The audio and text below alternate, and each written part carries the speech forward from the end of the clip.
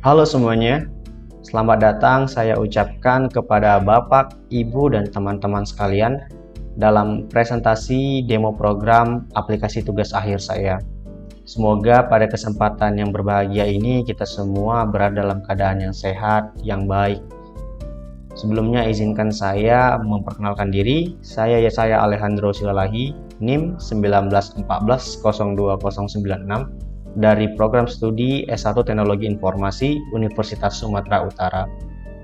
Pada kesempatan ini saya akan mempresentasikan demo program dari tugas akhir saya yang berjudul Klasifikasi Postur Duduk Menggunakan Pre-trained Residual Network 50v2 atau ResNet 50v2 pada pengguna komputer atau laptop. Aplikasi ini saya bangun berbasis website atau web-based application. Tanpa berlama-lama lagi, mari kita menuju ke aplikasinya. Halaman ini merupakan splash screen yang merupakan tampilan awal ketika pengguna mengakses alamat website dari aplikasi ini. Ketika pengguna menekan tombol lanjut, maka pengguna akan diarahkan ke halaman beranda, yang dimana halaman beranda ini berisi artikel singkat terkait tentang postur duduk, baik itu tips-tips postur duduk, bagaimana postur duduk yang baik, dan bagaimana postur duduk yang buruk. Di sini terdapat dua tombol yang mengarahkan pengguna, satu ke tutorial aplikasi dan yang kedua yang mengarahkan pengguna langsung menuju ke halaman monitoring atau klasifikasi.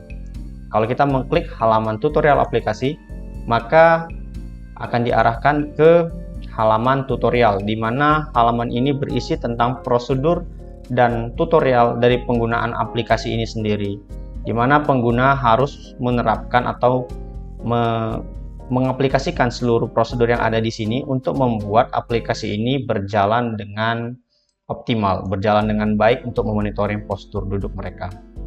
Kemudian ketika kita mengklik mulai monitoring, maka akan muncul pop-up seperti ini yang merupakan prosedur aplikasi yang harus dibaca oleh pengguna. Pop-up ini akan hilang ketika kita mengklik saya paham dan mengklik lanjutkan, maka akan langsung tampil halaman daripada monitoring ataupun klasifikasi. Di halaman monitoring ataupun klasifikasi ini terdapat tombol untuk memilih kamera, tombol untuk menstart aplikasi, untuk mematikan atau menghidupkan notifikasi suara. Tanpa berlama-lama saya akan mendemokan aplikasi monitoring ini dengan saya sendiri sebagai objek yang akan dimonitoring. Saya memilih kamera dan otomatis aplikasi akan mulai berjalan. Nah, bisa kita lihat sendiri di sini, sistem dapat mengklasifikasi postur duduk saya yang kategori postur duduk normal dengan baik. Saya akan mencoba kategori postur duduk yang lain, yaitu yang condong ke kiri. Kita bisa lihat juga di sini, sistem dapat mengklasifikasi postur duduk condong kiri dengan baik. Saya akan mencoba yang condong kanan. Ya, kita bisa lihat juga sistem dapat mengklasifikasi postur duduk condong kanan dengan baik. Dan bagaimana dengan tengah berisiko? Ya, sistem dapat mengklasifikasi postur duduk tengah berisiko dengan baik. Saya akan mencoba variasi yang lain. Variasi untuk postur duduk condong kiri bisa diklasifikasikan oleh sistem dengan baik. Bagaimana dengan condong kanan? Ya, yang condong kanan juga dapat diklasifikasikan dengan baik oleh sistem. Saya akan coba untuk variasi terhadap tengah berisiko. Ya, bisa kita lihat juga bahwa sistem dapat mengklasifikasi variasi postur duduk tengah berisiko dengan baik. Di dalam aplikasi ini pula, ketika kita menghidupkan tombol notifikasi suara, maka ketika pengguna melakukan postur yang kurang baik, yaitu postur selain postur duduk normal, itu dikategorikan sebagai postur duduk yang kurang baik. Nah, ketika kategori di sini adalah bad posture, maka sistem akan menghitung mundur 15 detik. Setelah perhitungan mundur habis 15 detik, dan sistem akan kembali mengecek apakah postur duduk pengguna ini baik atau buruk. Jikalau masih dalam postur duduk yang buruk, maka sistem akan men-trigger notifikasi suara untuk mengingatkan pengguna untuk memperbaiki postur duduknya. Kita akan coba. Saya akan mulai dengan postur duduk condong kiri. Kita akan tunggu selama 15 detik.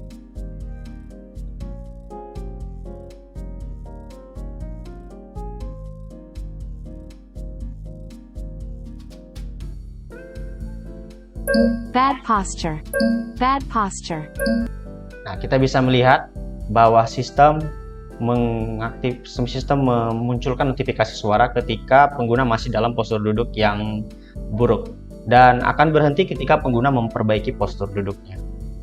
Pada kesempatan kali ini pula saya akan menampilkan dua video yang saya tampilkan dengan aplikasi tambahan yang berasal dari dua partisipan yang saya rekam.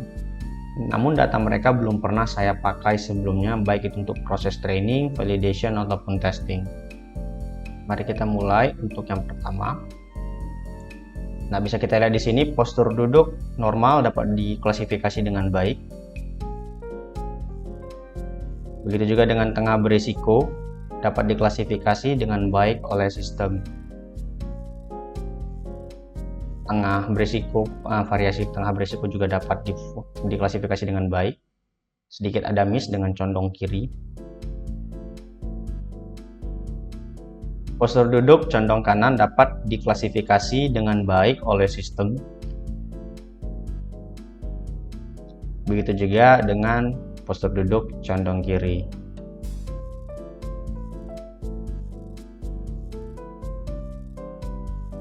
Ini ada satu lagi variasi untuk postur duduk condong kiri juga dapat diklasifikasi oleh sistem dengan baik.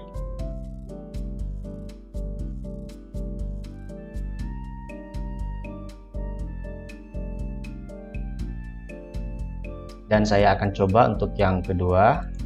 Baik, bisa kita lihat di sini juga postur duduk normal dapat diklasifikasi oleh sistem dengan baik.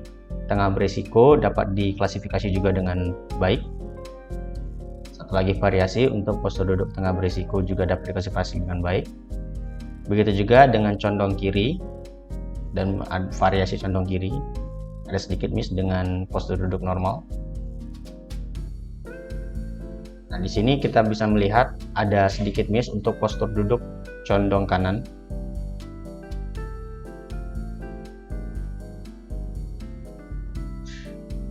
Harusnya di sini postur duduk condong kanan, namun diklasifikasikan sistem sebagai postur duduk normal.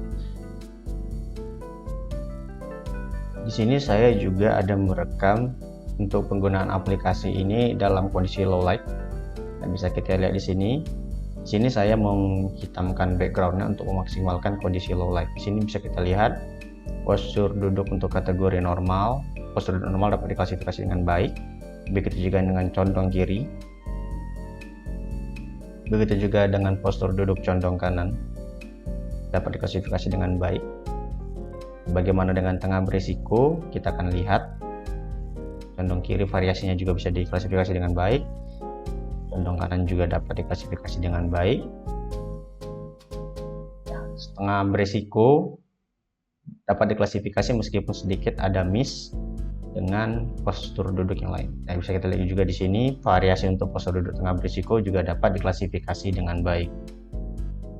Saya juga ada merekam untuk penggunaan aplikasi pada jarak 1,04 meter. Nah, bisa kita lihat di sini yang seharusnya postur duduk normal diklasifikasikan sistem sebagai postur duduk tengah berisiko. Dan terdapat juga postur duduk normal yang diklasifikasikan sebagai condong kiri ataupun condong kanan tadi bisa kita lihat. Nah, namun postur duduk condong kiri dan condong kanan masih dapat diklasifikasikan dengan baik oleh sistem. Namun untuk postur duduk normal tidak dapat lagi diklasifikasikan dengan baik oleh sistem. Hal ini dikarenakan pada jarak kamera 1,04 meter dari pengguna. Gambar citra skeletal yang didapat oleh sistem itu sama seperti postur duduk tengah berisiko, sehingga untuk jarak 1,04 meter, bisa dikatakan sistem sudah tidak dapat mengklasifikasi dengan baik. Saya rasa cukup sekian untuk demo program aplikasi tugas akhir ini. Tugas akhir saya ini sendiri tidak lepas daripada kesalahan dan kekurangan. Oleh karena itu, bila ada kritik ataupun saran yang bisa membangun dan mengembangkan daripada sistem ini ke depannya, bisa disampaikan kepada saya. Saya juga memohon maaf bila ada kesalahan penyajian, kesalahan tutur kata selama video demo program ini. Akhir kata, saya mengucapkan terima kasih.